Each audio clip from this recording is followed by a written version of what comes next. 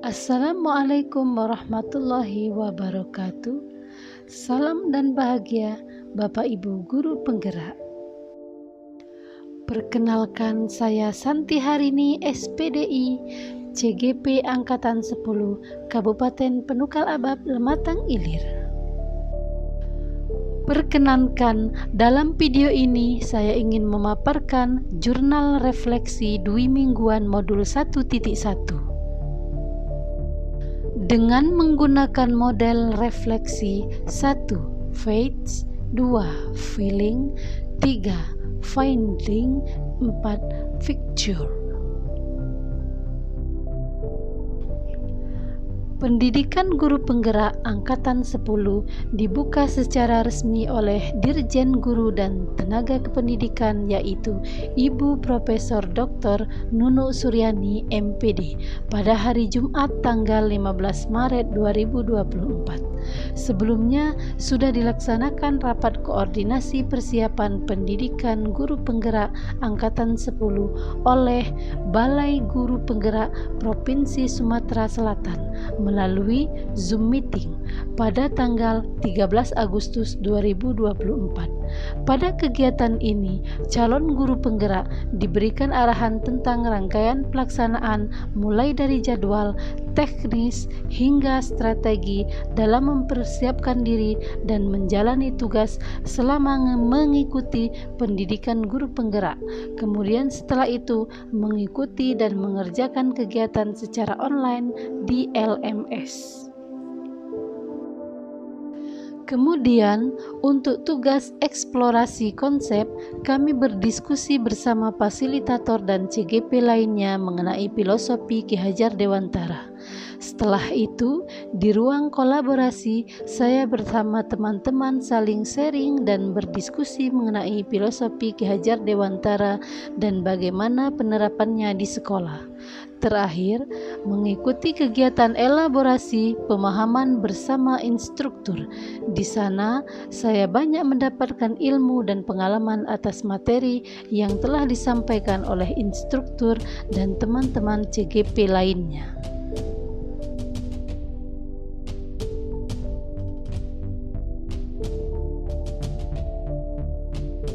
Selama kurang lebih 2 minggu menjadi CGP, banyak sekali hal yang dirasakan.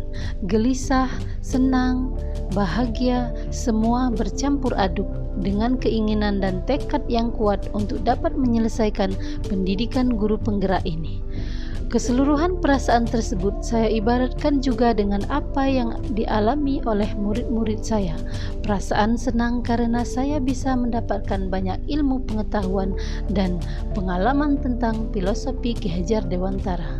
Bagaimana menjadi guru yang seharusnya, bagaimana memerdekakan anak, upaya apa yang harus kita lakukan, dan lain-lainnya.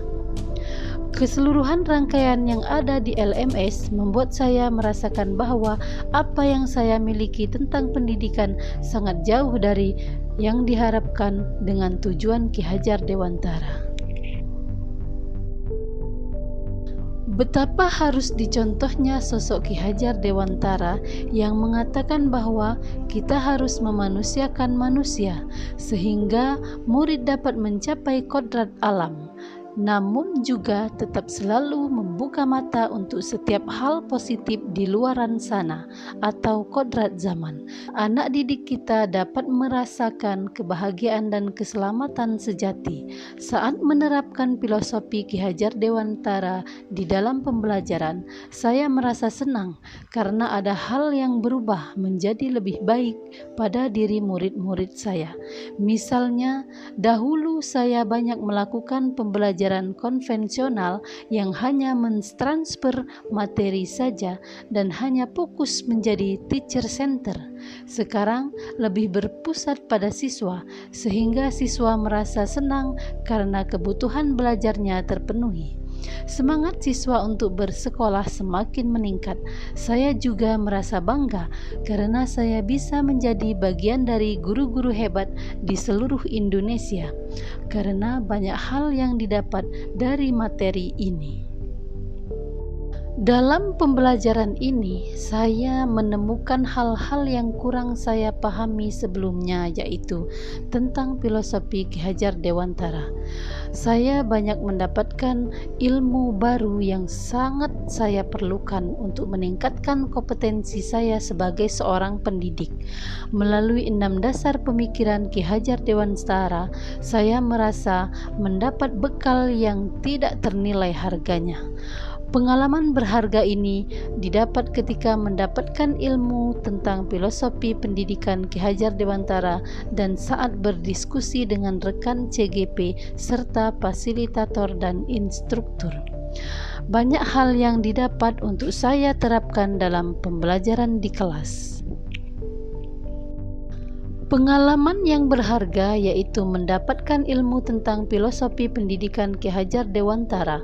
Pemikiran Ki Hajar Dewantara tersebut menyatakan bahwa tugas saya sebagai seorang pendidik adalah menuntun anak pada kodratnya, sehingga anak dapat hidup secara mandiri di masyarakat dengan mengacu pada trilogi pendidikan, yaitu Ingarso Sungtolodo, Ingmadya Mangunkarso, dan Tutwuri Handayani. Oleh karena itu, saya harus memberikan kemerdekaan kepada anak-anak untuk menyelesaikan tugas-tugasnya sesuai dengan minat, bakat, dan kreativitas, sebab manusia merdeka adalah manusia yang hidupnya tidak tergantung pada orang lain, akan tetapi bersandar atas kekuatan sendiri. Tidak hanya itu, sebagai pendidik, saya juga harus senantiasa menuntun kepada anak, atau dengan kata lain, berpihak pada mereka. Setelah mempelajari modul 1.1, saya akan segera memperbaiki praktik pembelajaran yang akan saya laksanakan dengan lebih mengutamakan kebutuhan murid.